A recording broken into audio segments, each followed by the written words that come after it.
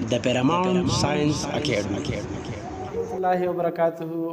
प्यारे दोस्तों, उम्मीद है आप लोग ठीक होंगे। तो आज मैं द पैरामाउंट कोचिंग एकेडमी की तरफ से आप लोगों को मुखातब हूँ एक बहुत अच्छे मौजू के साथ, एक बहुत अच्छे टॉपिक को मैं आज लेकर आया। I have to improve writing skills, यानी अपने राइटिंग स्किल्स को कैसे इम्प्रूव करें। तो इसके लिए मैंने 11-12 स्टेप्स को इकट्ठे किए हैं। अगर इन स्टेप्स को हम फॉलो करेंगे तो इंशाल्लाह हमारा राइटिंग जो है एक महीना में तकरीबन माशाल्लाह बहुत इसमें जो है बहुत बेहतरी आएगी, बहुत अच्छा होगा इंशाल्लाह। तो सबसे पहले मैं इन स्टेप्स को जो है एक एक करके आप लोगों को इन स्टेप्स को आप लोगों के सामने ला रहा हूँ। सबसे पहला स्टेप वो है बॉडी पोस्चर। मतलब आपने जब बैठना है राइटिंग के लिए तो किस तरह बैठा जाए। तो बॉडी पोस्चर जो है बिल्कुल अपराइट भी नहीं बैठना, नॉट टू अपराइट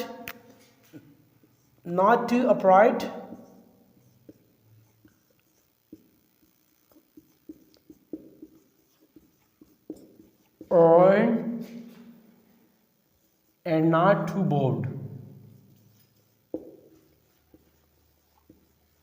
बिल्कुल झुका हुआ भी नहीं रहना और बिल्कुल सीधा भी नहीं, यानी बैलेंस स्टेट में जो आप मतलब रिलैक्स स्टेट में जो है बैठना चाहिए ताकि आपके शोल्डर जो है वो रिलैक्स हो। यही सबसे पहला स्टेप ये है कि जब राइटिंग के लिए बैठ जाए बंदा तो उसको चाहिए कि इस तरह बैठ जाए कि मतलब बिल्कुल बैलेंस हो, बिल्कुल रिलैक्स्ड हो, कोई थकावट कोई मसला उन्हें ना हो बैठने में। तो बिल्कुल जो है ज़्यादा सीधा भी नहीं बैठना और ज़्यादा है झुका हुआ भी नहीं बैठना। दूसरा स्टेप बहुत ही इम्पॉर्टेंट वो ये है कि पेपर का एंगल कैसा होना चाहिए कि आप मतलब जिस पेपर पर लिख रहे हैं, जिस पेज पर लिख रहे हैं, उस पेपर का एंगल कैसा होना चाहिए। तो पेपर का एंगल भी तकरीबन इस तरह होना चाहिए, तकरीबन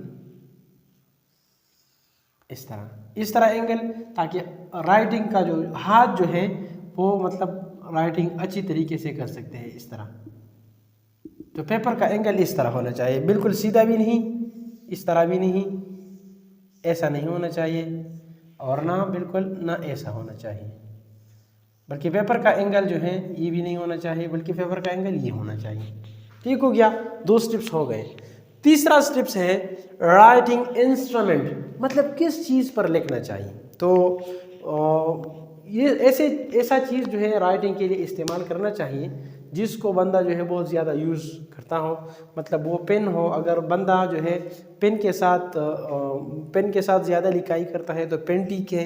अगर बॉल पॉइंट यूज़ करता है बॉल पॉइंट भी ठीक है। अगर पॉइंटर यूज़ करता है बंदा तो पॉइंटर भी ठीक है।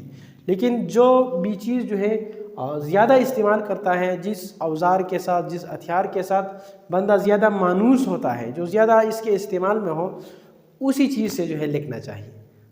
क्योंकि जो है बंदा जब 1 बार 2 बार 3 बार जब प्रैक्टिस हो जाता है तो फिर बंदा इस इंस्ट्रूमेंट के साथ जो है फिट हो जाता है और वो इंस्ट्रूमेंट के साथ बिल्कुल लिखाई फिर ठीक हो जाती है। चौथा पॉइंट जो है वो ग्रिप है, पेन का, बॉल पॉइंट का, इन चीज़ों का ग्रिप, कि ग्रिप कैसा होना चाहिए। तो ग्रिप में 2 बातें हैं। एक है बहुत क्लोज भी नहीं, not too close,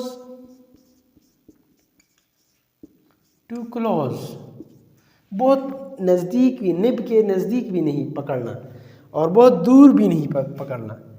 and not to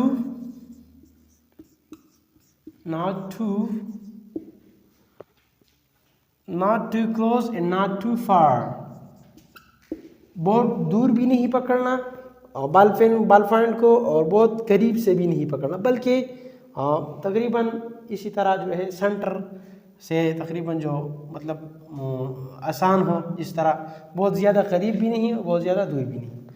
और एक है कि पेन को किस तरह पकड़े, बॉल पेन को, तो बॉल पेन को ज़्यादा टाइट भी नहीं पकड़ना और ज़्यादा लूज भी नहीं, नॉट टू लूज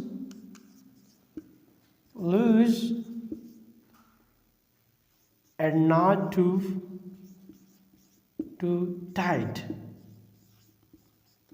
टाइट भी नहीं पकड़ना और लूज भी नहीं पकड़ना। बल्कि वो भी जो है बैलेंस होना चाहिए।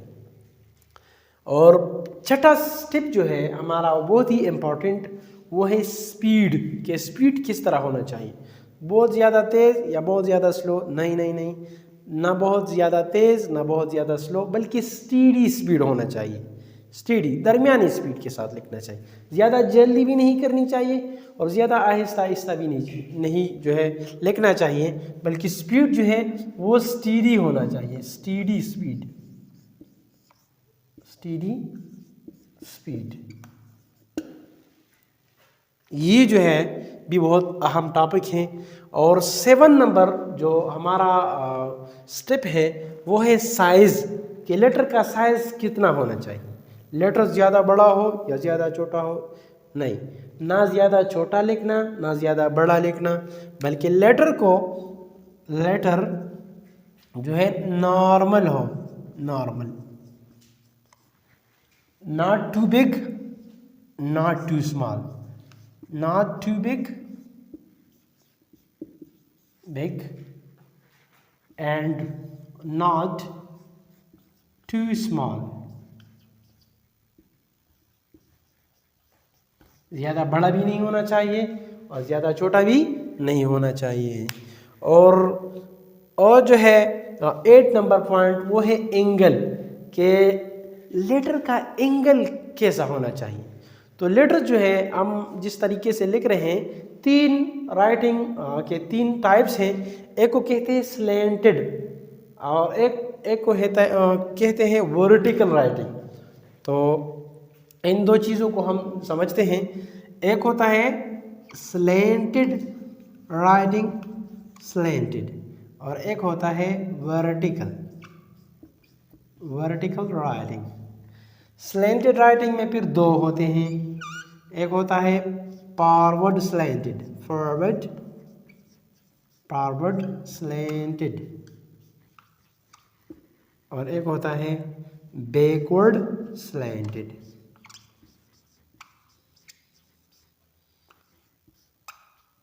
बैकवर्ड स्लैंटेड, फॉरवर्ड स्लैंटेड का मतलब ये है कि राइटिंग को जो है जो इस तरफ झुका हुआ हो, राइटिंग लेटर्स जो है इस तरफ, जो मिसाल के तौर पर मैं लिख रहा हूँ BACK, ये आर लेटर जो है वो दाएं तरफ मुड़ा हुआ है, तो इसलिए इसको कहते हैं फॉरवर्ड स्लैंटेड।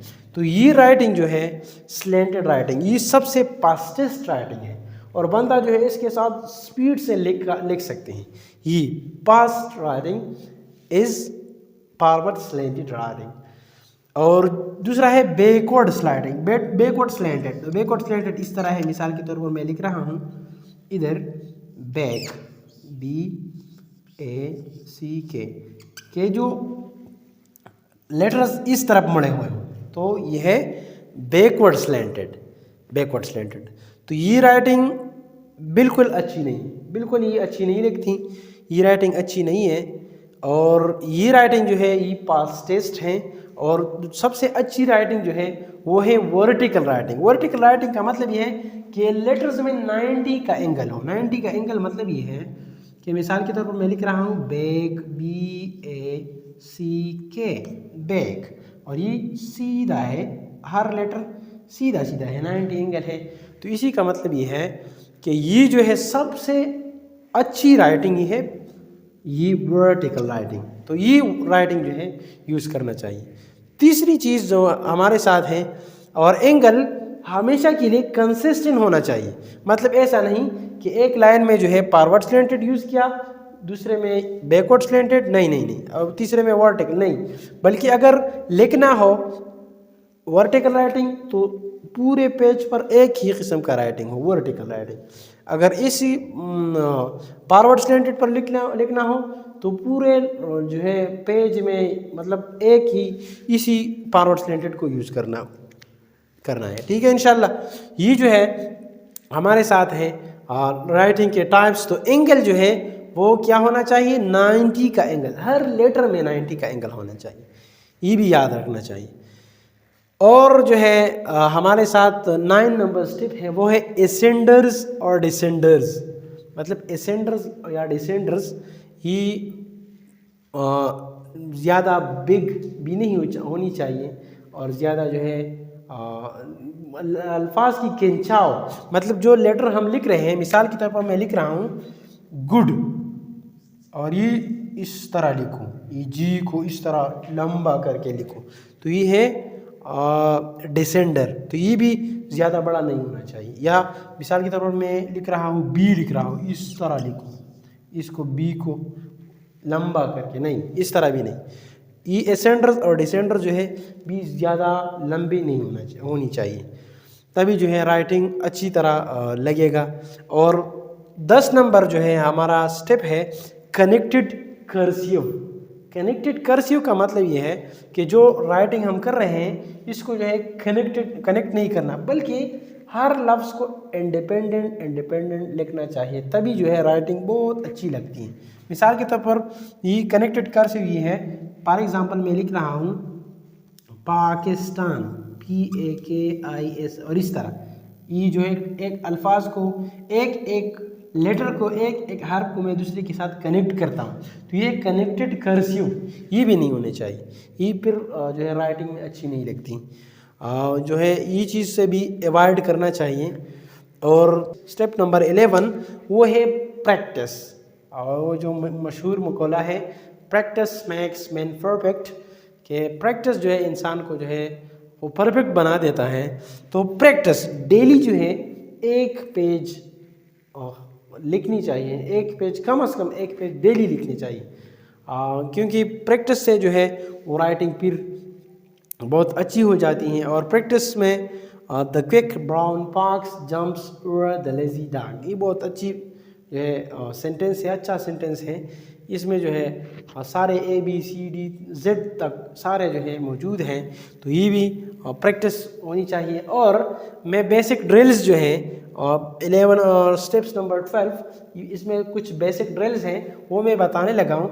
बेसिक ड्रिल्स कौन सी जो है चीज़ों पर प्रैक्टिस करनी चाहिए, तो बेसिक ड्रिल्स ये हैं, इस तरह लाइंस,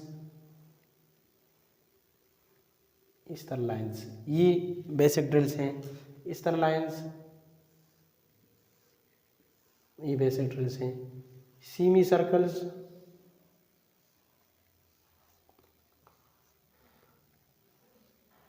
ये इन चीज़ों पर प्रैक्टिस करना चाहिए। फिर जो है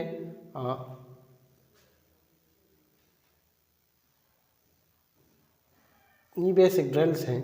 और इसी तरह जो है सर्कल्स, वो भी बहुत ज़रूरी है। सर्कल्स, एक लाइन में सर्कल्स ड्रा करनी चाहिए, सर्कल्स, ताकि इनके साथ प्रैक्टिस हो जाए, तभी जो है माशाल्लाह राइटिंग एक हफ्ते 2 हफ्ते में इंशाल्लाह बहुत ज़्यादा इम्प्रूव हो जाएगा।